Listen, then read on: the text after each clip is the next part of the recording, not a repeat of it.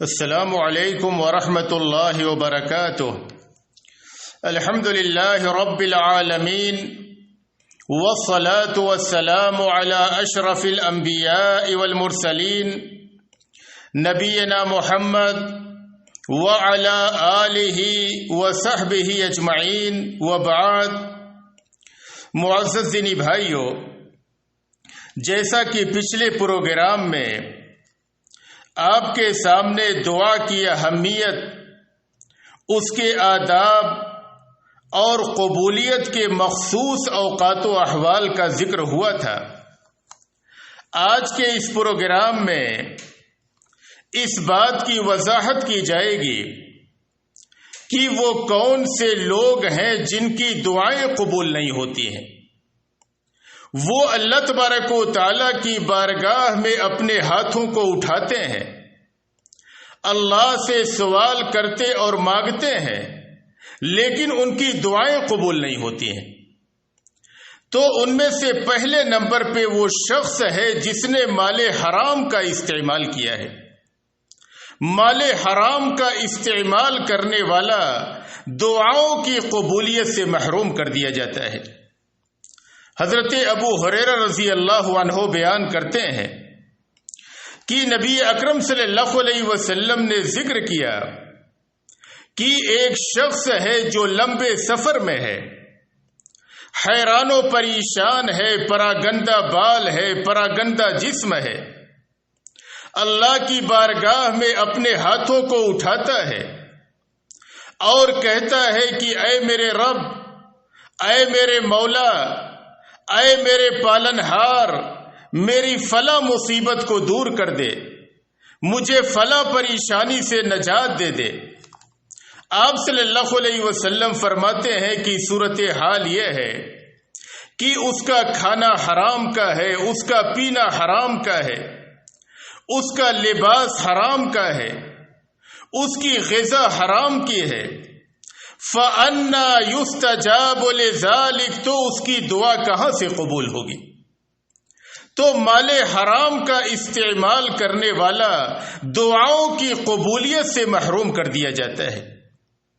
اسی لیے اللہ نے قرآن کریم میں ہم مسلمانوں کو اس بات کا حکم دیا کہ ہم حلال اور پاکیزہ روزی استعمال کریں۔ اللہ نے ایک آیت کریمہ میں فرمایا، یا ایھا الذین آمنوا کلوا من طیبات ما رزقناکم، کہ اے وہ لوگوں جو ایمان لائے ہو، ہم نے جو تمہیں حلال اور پاکیزہ روزی دی ہے اس کو کھاؤ۔ اور اللہ نے انبیاء کو خطاب کیا اور فرمایا، یا ایھا الرسل کلوا من الطیبات واعملوا صالحا، کہ اے رسولو تم حلال اور پاکیزہ روزی کھاؤ اور نیک عمل کرو۔ تو ایک مسلمان سے مطلوب یہی ہے کہ ایک مسلمان حلال اور پاکیزہ روزی کھائے، تاکہ جب اللہ تبارک و تعالیٰ کو پکارے، مشکل اوقات میں رب کی بارگاہ میں اپنے ہاتھوں کو اٹھائے تو اللہ تبارک و تعالیٰ اس کی دعاؤں کو قبول فرما لے۔ ہمارے اسلاف کا حال کیا تھا؟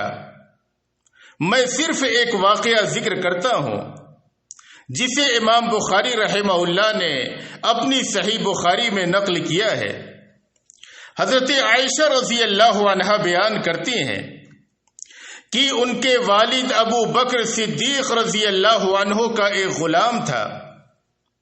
ایک بار وہ کھانے کی کوئی چیز لایا اور اس نے ابو بکر صدیق رضی اللہ عنہ کو دیا، انہوں نے کھا لیا۔ اس کے بعد وہ غلام کہنے لگا کہ آپ کو معلوم ہے کہ یہ کھانے کی چیز مجھے کہاں سے ملی؟ اس نے کہا کہ میں نے دور جاہلیت میں ایک شخص کے لیے کہانت کیا تھا، جب کہ مجھے کہانت نہیں آتی تھی، میں نے صرف اسے دھوکہ دیا تھا۔ آج اچانک میری اس سے ملاقات ہو گئی، اس نے مجھے یہ کھانے کی چیز بطور مزدوری کے دی۔ حضرت ابو بکر رضی اللہ عنہ کو یہ سننا تھا کہ اپنے ہاتھ کو اپنے حلق میں داخل کیا اور جو کچھ کھایا تھا قے کر دیا۔ اور بعض دوسری کتابوں میں یہ الفاظ موجود ہیں کہ حضرت ابو بکر صدیق رضی اللہ عنہ نے کہا لو لم تخرج الا مع روحی لاخرجتها، کہ اگر یہ مال حرام کو نکالنے کے لیے میری جان بھی چلی جاتی تو بھی میں اس کو اپنے پیٹ سے نکال کر کے رہتا۔ یہ ہمارے اسلاف تھے، مال حرام سے بلکہ شبہے کے مال سے بھی اس طریقے سے وہ بچا کرتے تھے اور اجتناب کرتے تھے۔ خود ہمارے نبی جناب محمد الرسول اللہ صلی اللہ علیہ وسلم نے مال حرام تو دور کی بات کبھی شبہے کے مال کو بھی اپنے پیٹ میں داخل نہ کیا۔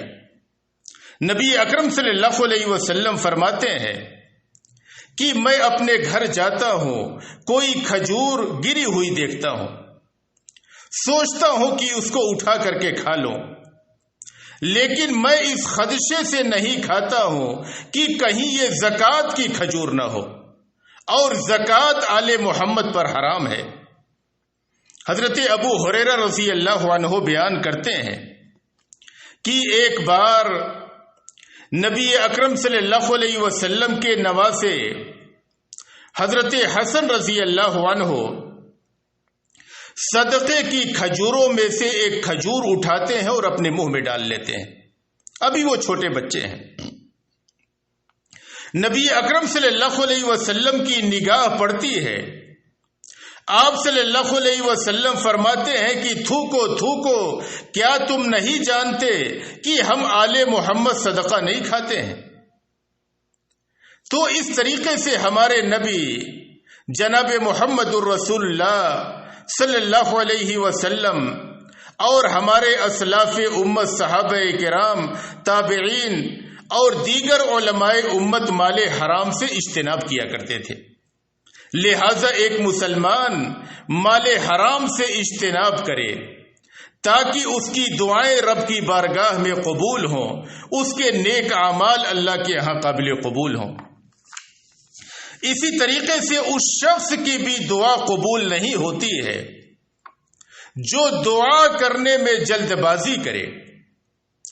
دعا میں جلد بازی سے مراد یہ ہے کہ ایک شخص چند روز تک دعائیں کرے اور اس کے بعد دعا کرنا چھوڑ دے، مایوس ہو کر کے کہے کہ میں دعائیں کرتا ہوں، دیکھتا ہوں کہ میری دعا قبول نہیں ہوتی ہے، مایوس ہو کر کے دعا کرنا چھوڑ دے۔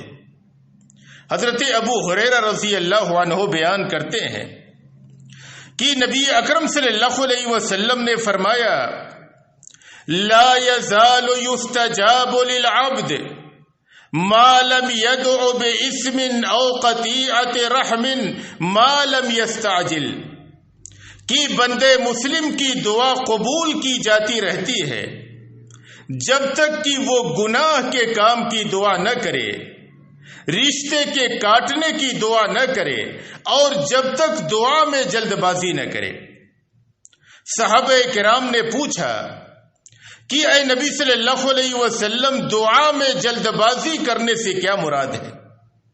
تو آپ صلی اللہ علیہ وسلم نے فرمایا کہ ایک شخص کہے کہ میں دعائیں کرتا ہوں، میں دیکھتا ہوں کہ میری دعا قبول نہیں ہوتی ہے، وہ مایوس ہو جائے اور دعا کرنا چھوڑ دے، اس شخص کی دعا قبول نہیں ہوتی۔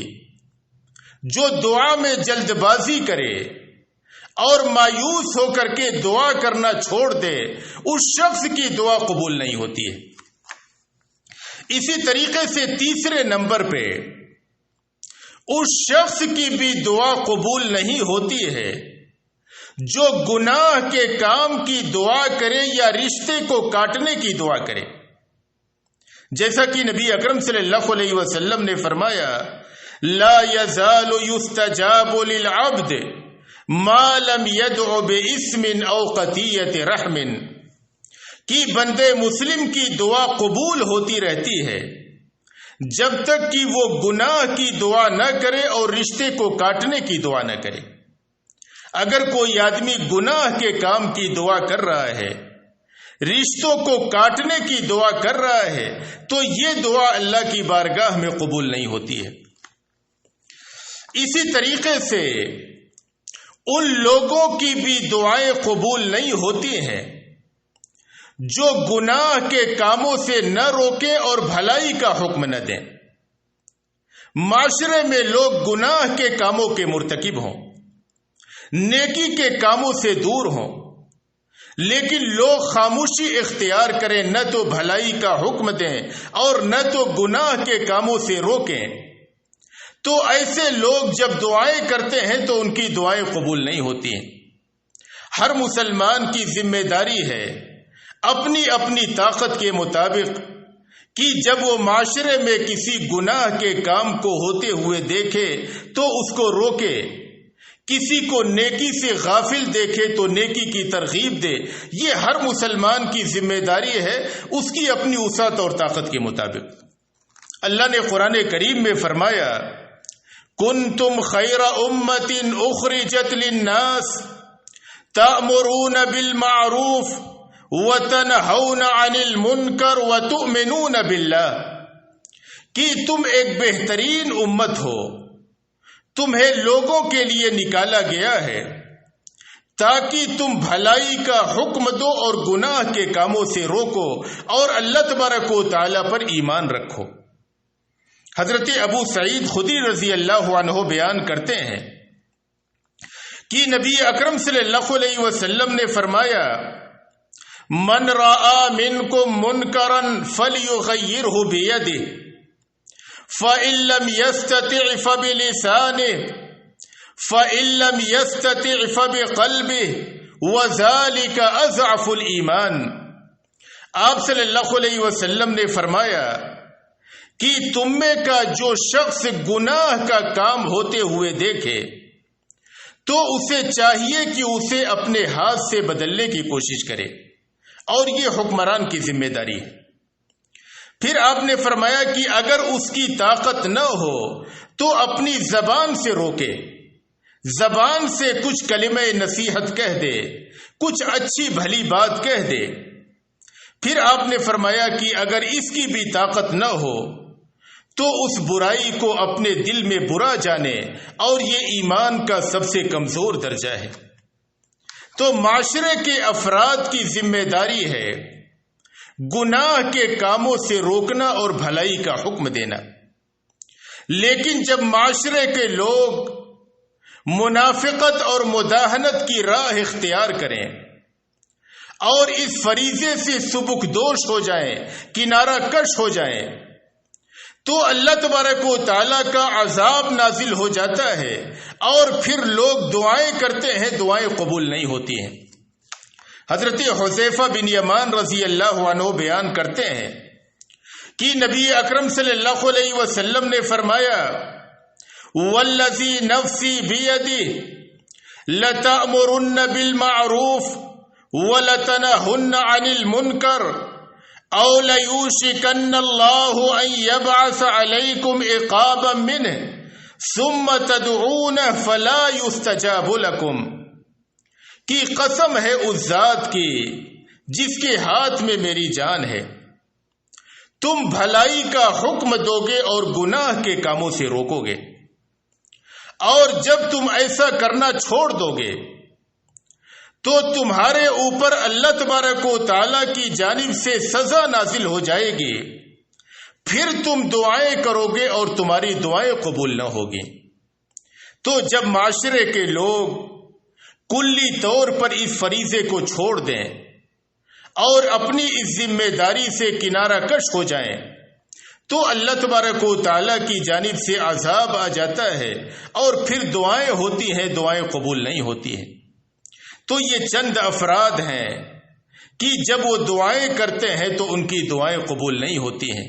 لہذا ایک مسلمان کو چاہیے کہ ان وسائل اور اسباب کو اپنانے کی کوشش کرے جن کے ذریعے سے دعائیں قبول ہوتی ہیں، اور ان چیزوں سے اجتناب کرے جو دعاؤں کی قبولیت میں رکاوٹ ہیں۔